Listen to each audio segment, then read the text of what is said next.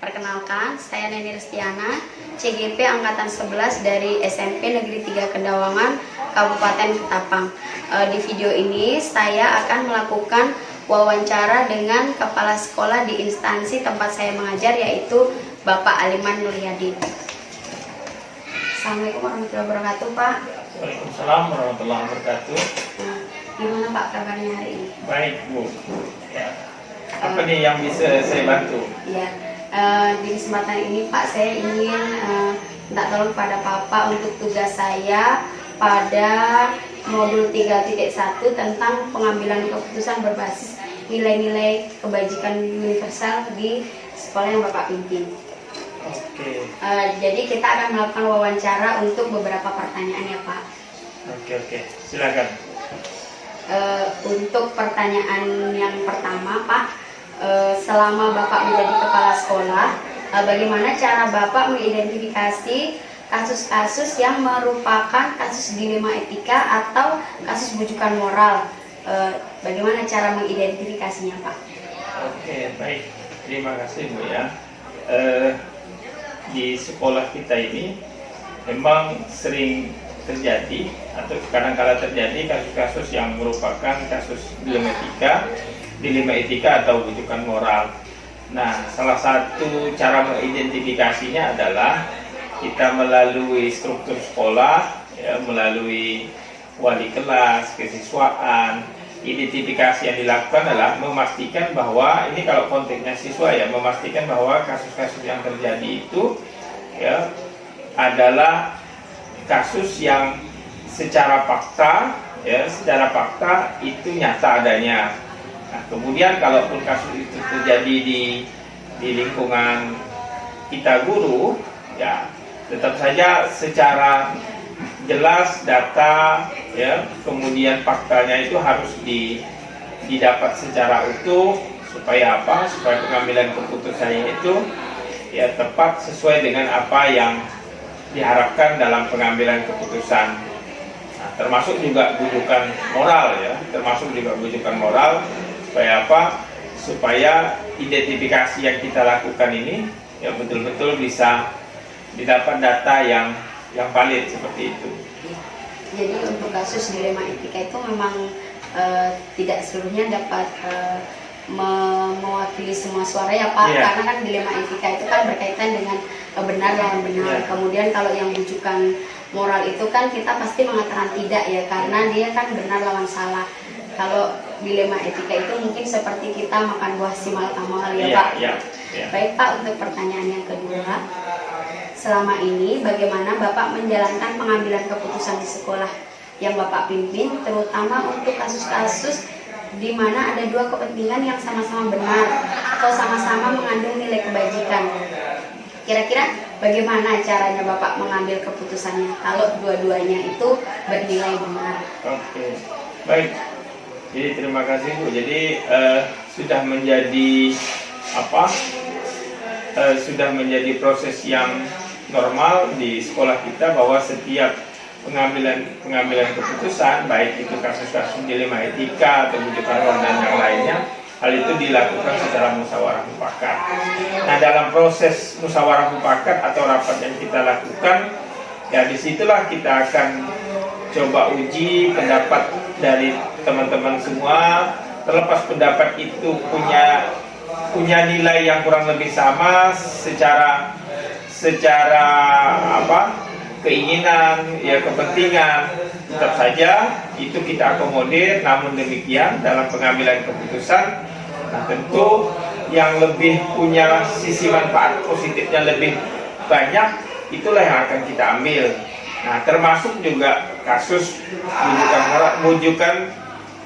bujukan moral. Nah, sama, ya, tinggal kita memilah dan memilih hal mana yang lebih punya sisi manfaat lebih banyak untuk kepentingan sekolah. Jadi cara Bapak mengambil keputusan itu dengan cara musyawarah ya Pak, musyawarah dengan rekan guru. Kemudian ketika dua-duanya benar, kita melakukan misalkan voting mana yang lebih membawa mudarat lebih banyak, maka keputusan itu yang Bapak ambil. Kemudian untuk pertanyaan ketiga Pak, untuk langkah-langkah atau prosedurnya Pak, atau step by step yang biasa atau pernah Bapak lakukan itu tahapannya mulai dari mana ya ketika melakukan musyawarah itu awalnya bagaimana ya Pak? Oke, pertama case-nya harus kita tentukan dulu ya, dari case yang ada atau kasus-kasus yang ada, baik itu kesiswaan, baik itu di lingkungan guru ya, dan sekolah dengan wali murid atau dengan komite sekolah. Nah, ketika kita sudah fokus pada case-nya dapat ya, maka itu baru akan kita tidak lanjuti. Kemudian ini menjadi bahan materi rapat. Nah, setelah itu di dalam rapat kita bahas secara bersama-sama, baik itu dari sisi yang punya pendapat yang lain, kemudian sisi yang lainnya lagi dari berbagai aspek. Nah, kita bicarakan, barulah nanti hasilnya itu apapun prosesnya dalam rapat itu terjadi, itu hal yang biasa, baik itu setuju atau tidak ya, mau atau tidak ya, tetap saja ketika kita sudah putuskan itu menjadi sebuah kebijakan yang resmi dari kebijakan sekolah. Jadi langkah-langkahnya yaitu kalau boleh saya sibukkan sedikit ya Pak, berarti pertama kita identifikasi dulu kasusnya, kemudian Bapak meminta saran dari kesiswaan kurikulum, selanjutnya Bapak bawa ke dalam forum rapat terhadap dewan-dewan guru. Setelah itu disampaikan jejak pendapat masing-masing guru. Setelah itu disimpulkan bersama keputusan yang terbaik dari seluruh anggota sekolah ya Pak. Oke. Kemudian untuk pertanyaan selanjutnya Pak, dari yang tadi yang sudah Bapak sampaikan tadi, hal-hal apa saja yang selama ini Bapak anggap efektif dalam pengambilan keputusan pada kasus-kasus dilema etika? Yang paling efektif itu seperti apa Pak langkah-langkah tadi? Apa rapat, musyawarah, pendapat? Ya.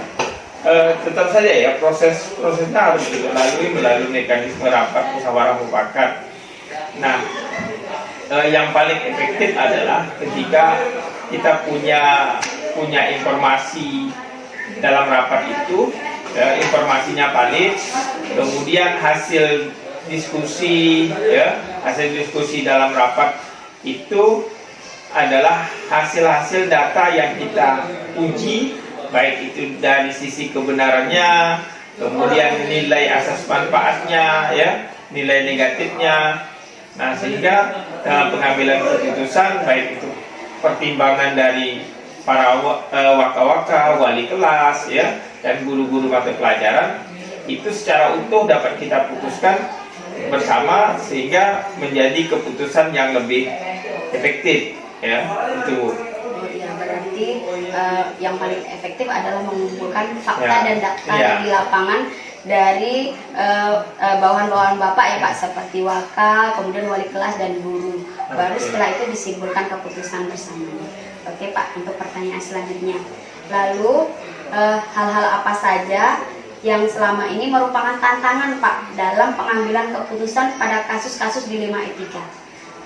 Ada nggak Pak tantangannya? Ya, dalam pengambilan keputusan atau kebijakan pada penanganan kasus-kasus seperti ini, tentu saja pasti ada tantangan ya. Pertama, bahwa keputusan itu tentu akan menimbulkan pro dan kontra ya, terhadap mungkin kawan-kawan yang punya pendapat tetapi dalam keputusan pendapatnya tidak diakomodir. Nah, itu menjadi tantangan dalam pengaplikasian atau penerapan dari hasil keputusan itu. Nah, tetapi lebih lagi kalau kita prinsipnya untuk kepentingan bersama ya, apapun ceritanya, keputusan yang kita ambil dalam forum rapat itu adalah keputusan terbaik dan keputusan bersama yang harus kita laksanakan. Itu Bu. Oh iya Pak, jadi memang selalu ada tantangan ya Pak setiap prosesnya, tetapi ketika keputusan itu udah disepakati maka seluruh anggota sekolah menjalankannya ya Pak.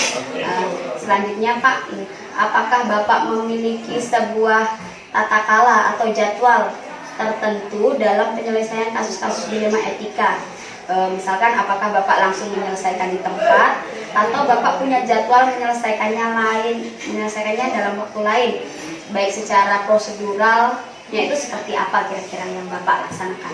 Oke, secara umum sebenarnya tergantung case-nya Bu, tergantung case-nya. Manakala kasus-kasusnya itu penting untuk segera diselesaikan, maka kita agendakan khusus, dalam proses penyelesaiannya. Tapi manakala kasusnya itu sifatnya tidak begitu dibutuhkan penyelesaian segera, misalnya kasus-kasus yang mungkin untuk kebijakan proses pembelajaran selama 1 semester, ya, kemudian kasus-kasus sifatnya misalkan kegiatan yang dilakukan oleh siswa. Nah, ini mungkin bisa dijadwalkan secara berkala, misalnya entah 1 bulan sekali, 2 bulan sekali, tetapi tetap saja yang terjadwal selama ini di kita adalah rapat rutin, misalnya 1 bulan sekali itu. Nah, di situ juga kita bicarakan soal kasus-kasus seperti itu. Tapi yang khusus, ya, ketika kita temukan kasus, datanya lengkap, ya, identifikasinya jelas, maka segera kita tindak lanjuti dan kita selesaikan.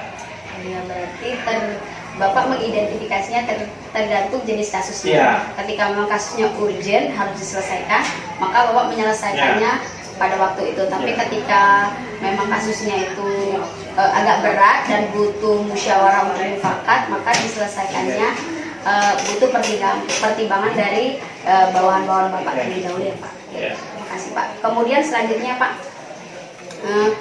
ada nggak Pak seseorang atau faktor yang selama ini mempermudah atau membantu Bapak dalam mengambil keputusan kasus-kasus dilema etika? Misalkan kalau ada kasus guru A dan guru B, kemudian Bapak biasanya tangani sendiri atau ada yang membantu atau Bapak minta pendapat orang lain? Oke, jadi kalau faktor lain misalnya atau orang lain, tentu saya lebih utamakan dulu adalah keluarga sekolah, ya, seperti warga yang ada di sekolah, wali kelas. Nah, kemudian menyasar kalau dia berhubungan dengan pihak luar, komite sekolah, ya. Nah, kalaulah kasus-kasus itu berkenaan dengan warga sekolah, ada hubungannya dengan misalnya dinas pendidikan, nah, barulah mungkin koordinasinya atau minta saran pendapatnya kepada pengawas sekolah atau pejabat yang lebih tinggi. Itu Bu. Jadi di sini ketika pengambilan keputusan Bapak melibatkan bawahan Bapak, yaitu wakaf kurikulum ketika case-nya ada di dalam sekolah. Selain itu Bapak melibatkan pengawas atau Bapak juga melibatkan instansi dalam dinas pendidikan yang mempunyai pengaruh, yaitu komite juga, ya Pak. Kemudian untuk pertanyaan terakhir, ya Pak, kira-kira dari semua yang telah Bapak sampaikan tadi, pembelajaran apa yang dapat Bapak petik dari pengalaman Bapak dalam pengambilan keputusan dilema etika? Jadi memang dari kasus-kasus dilema etika, ya, atau rujukan moral yang terjadi di lingkungan sekolah, tentu banyak sisi positifnya. Ya, secara pribadi, ya, itu menjadi pengalaman berharga bagi saya dalam melaksanakan tugas dan tanggung jawab, ya, selaku pimpinan di sekolah. Nah, hal itu menjadi referensi utama ketika kita menemukan kasus-kasus, ya, yang sama berulang, ya, sehingga pola penanganannya, pola penyelesaiannya, ya, dan cara mengidentifikasinya itu kita sudah mulai bisa lebih baik dan juga menjadi bahan evaluasi untuk penanganan atau ketika kita menemukan kasus-kasus baru, ya, tentang dilema etika dan rujukan moral. Itu Bu. Jadi melihat dari pengalaman kasus-kasus sebelumnya, kemudian dapat dijadikan pengalaman untuk pengambilan keputusan berikutnya, ya Pak. Baik Pak, terima kasih untuk waktu luangnya. Semoga apa yang kita lakukan hari ini dapat bermanfaat. Oke. Saya akhiri ya Pak. Wassalamualaikum warahmatullahi wabarakatuh. Waalaikumsalam warahmatullahi wabarakatuh.